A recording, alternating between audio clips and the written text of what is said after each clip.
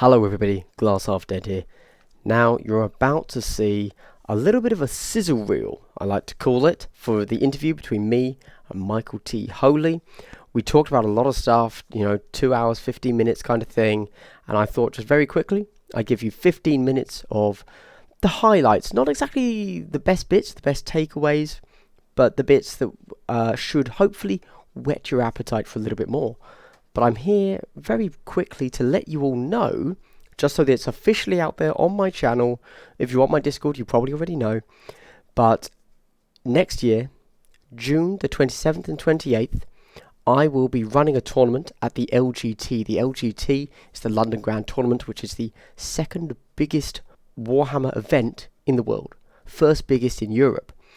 And I'm going to be bringing Kill Team to that. What this means is that you're probably going to be seeing a lot of content from me over the next few months where I get into really quite niche parts of the hobby and game design, because I'm having to make a tournament pack for that event. I'm not just going to use the Games Workshop Annihilation pack, and I really want to make it my own, really give the community something that they can look at and say, you know what? Yeah. This is not only fun, but it's well balanced. Okay. Anyway, enjoy Michael T. Holy. And I don't want to say that's not a good unit, but I just think that you have to think about, what is the guy's job in a given matchup.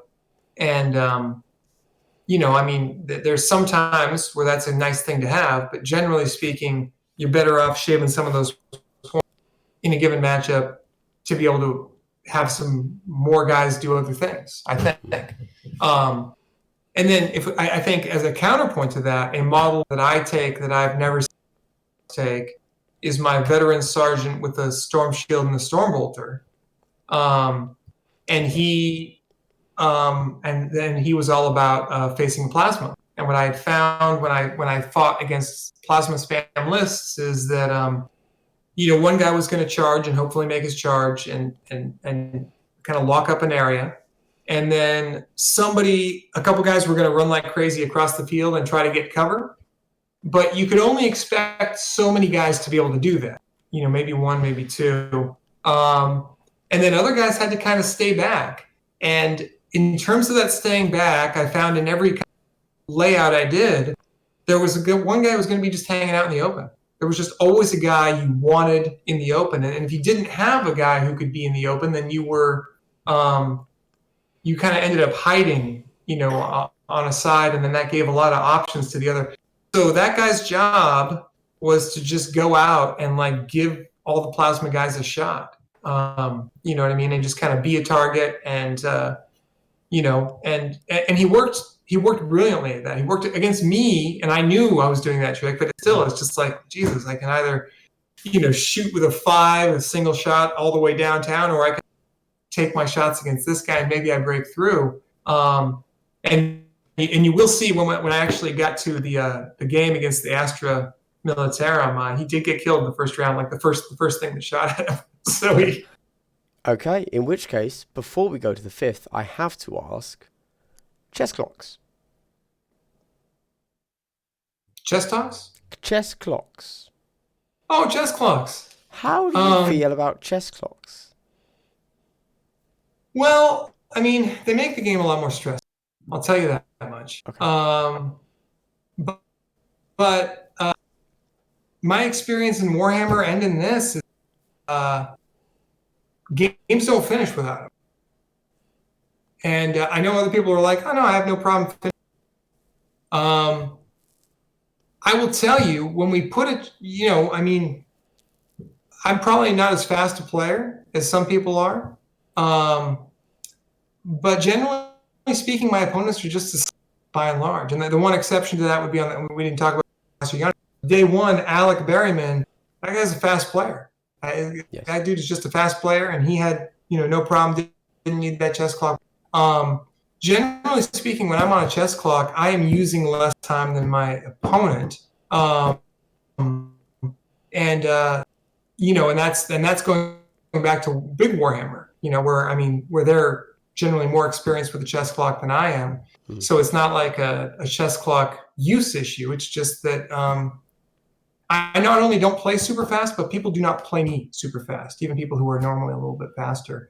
So if we're not going to have chess clocks, we're going to have some of these 3-round finishes, or we're going to need a little bit more time. Maybe the big clock on the or just some more guidance about where we're supposed to be. But I find that first turn takes a long time in every game. I'm certainly very right. I'm trying to orchestrate a plan that's going to come together, and I'm sure that my are doing a lot of the same, except for Alec. He just went for it. He just went for what I was doing. Yeah. So generally, you're okay with chess clocks? You think they're probably a good thing, at least on the top table, presumably.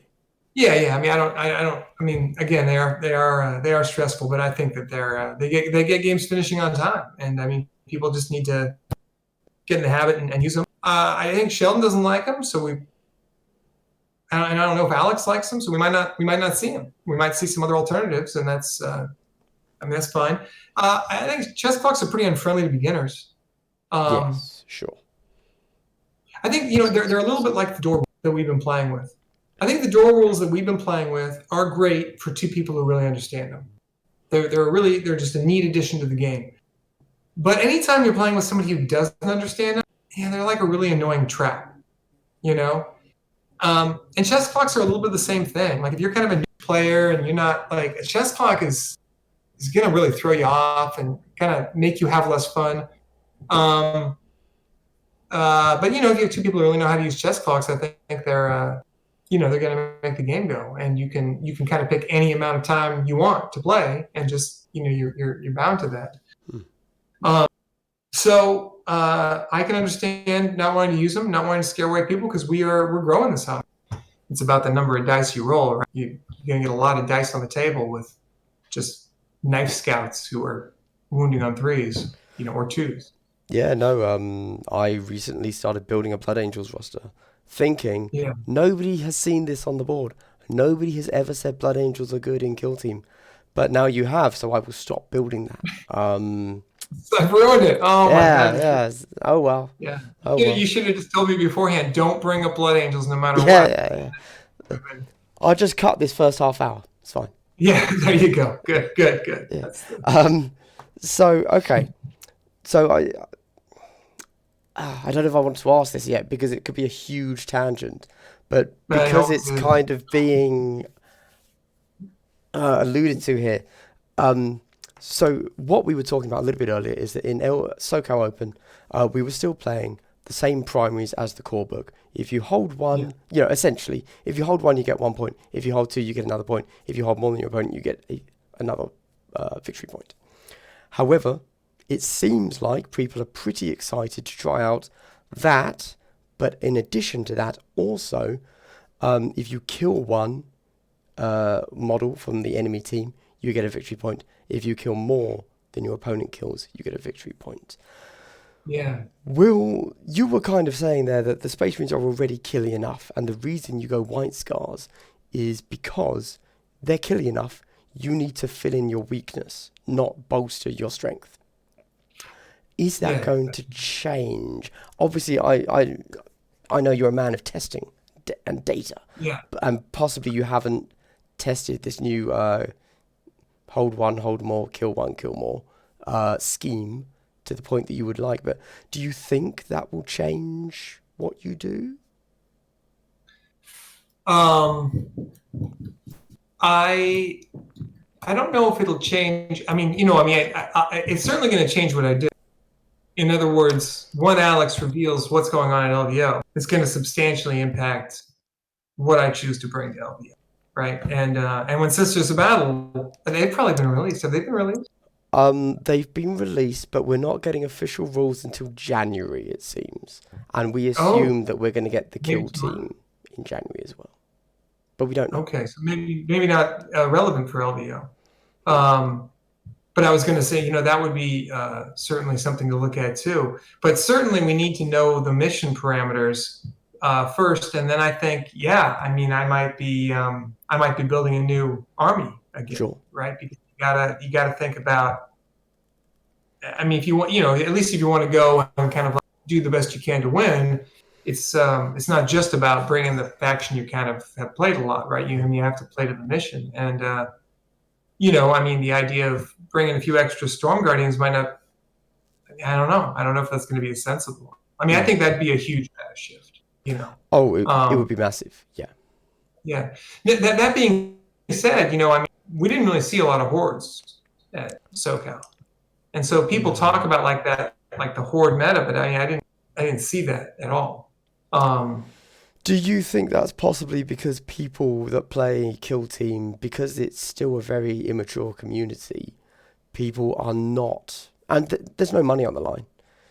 People aren't trying their absolute hardest to, beat face, kill hobby, and just, I know this is the best list, so I will take it. That's kind of my view, but I have yeah, yeah, no, yeah. Well, I have I think nothing to back that I mean, up. I think that might be. I mean, that's right to a certain extent. I mean, obviously, I brought Astartes for that reason to show something different. I think that uh, we see some of that, but on the other hand, I'm sure that Eric brought Tau and he thought it was the best thing to win. And note that Yeah. Chuck brought Tyranids, right, and not his Necrons or his Asuryani. So I No, that think is that true.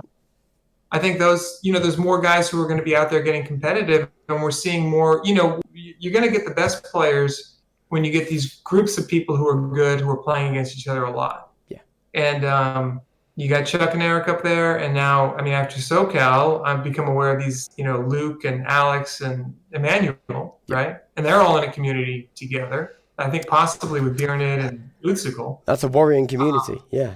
They're just going to come to another Yeah, no, I tournament. mean it's And just so I like, mean, oh, if they're getting in a lot of games together, I mean they're gonna get really good, and yes. I don't know, and they probably have access to a lot of armies between them, right? So I mean, obviously, I think Emmanuel, seems like a pretty committed orc player, and they all have nicely painted armies, so they might not like the idea of changing, but I don't know. I don't know. I mean, of course, they're all playing factions that I think are pretty viable Mm. for the moment. But yeah, once you add the kill one, kill more, I mean, being an elite army is a powerful option if you're hard to kill, Yes. right? Um, you certainly can't discount Custodes in a kill one, kill more environment. No, I 100, agree, actually. That would be yeah. very I mean, that's going to be interesting. a big, yeah. Yeah. Um, and I mean, the one thing I'll say, and of course we don't know, like you said, maybe not everybody's like maximizing it like they could, but I mean, man, we had a great diverse setup at SoCal. Yeah. You probably can't do any better than that. Like you're not going to get more diversity than that at a tournament. When you pull on one lever, you're going to be inadvertently pulling on another, and So I'm interested to see what happens at LVO, and if we see really different results. I mean, I think it's certainly all the hordy type lists, which includes like the sort of drone spam that's not trying to kill you that bad. They're going to suffer a lot, right? You don't want to be giving away kill more, right? You got to kind of protect the secondaries, and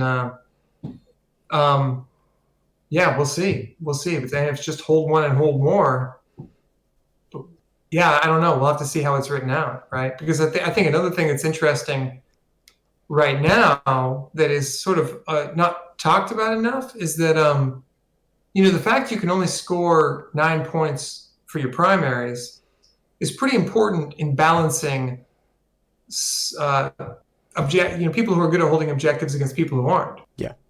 Because I mean, if you're playing well, like just because you have a lot of units, you shouldn't just go out and hold a lot of things, because you don't need to hold a lot of things 4 times, right? You only need to hold a lot of things like maybe twice, and then 2 things once, and then 1 thing once, right? And so you kind of want to make sure you're going to get your secondaries, and you're going to make sure that you are killing critical units that are going to stop you from holding things. And I don't know how the hold one, kill one is going to affect that, right? Because now you need to hold more every turn, and that I don't know. But it kind of goes both ways. Yeah, I mean, my understanding is that the current format is going to be you have the possibility of scoring 4 on the primary every turn. And I believe it's Right. going up to 12 that you could possibly score. So you could max score every turn One, two, or 16, shouldn't it be? no. 'Cause- So similar to how you could max score 3 turns, you can max score 3 turns in this as well. But you have the oh, okay. potential to get 4. So you can do Yeah, everything. You can hold one, hold more, kill one, kill more, 3 times. Yeah. yeah. Well, it'd be an interesting, but I mean, I think there's got to be. I mean, certainly you see in big 40K that people avoid taking units that are super easy to kill because they don't want to give up killing one. And so, suddenly that Poxwalker list or whatnot is, Yeah. I think it's a different story, right? And um, especially because you already have a big disadvantage. I mean, bringing a horde list, you're really vulnerable to shaking most of the time. Yes. And I mean, that's the way you beat all these slightly bigger lists. So when you add to that the fact that you're getting less primaries, I think it's gonna really, it should take that out of the meta completely. Maybe, I mean, maybe more than we want to. Yeah, it will definitely be interesting. Because we could, in one fell swoop, nerf swarms, hordes, and also make Custodes a very viable faction. Uh, which would Yeah. be very interesting. Yeah. Okay. A quick aside in that case, as you kind of mentioned it there, one of the keys you felt was that you kind of figured out which secondaries he had, and that made it a Yeah, little that's bit right. easier for you. Another thing that the people are talking about is having, I've already said open secondaries, so we're going to say known secondaries. So you pick your secondaries, and your opponent knows what you've picked. How do you feel about that as a game mechanic? Yeah, that's interesting. I mean, I guess I think it's, one thing I think I like about these limited kind of fun to try to get opponent secondaries are going to be, Hmm. and then you're playing a little game of cat and mouse with them. As you kind of watch their actions, you can figure out what it is, and I think that's something that not every player's doing. And so if you're doing it, that's giving you a little bit of an edge. Um, so known secondaries kind of takes that piece out of it. So I don't know that I see an advantage in that sense.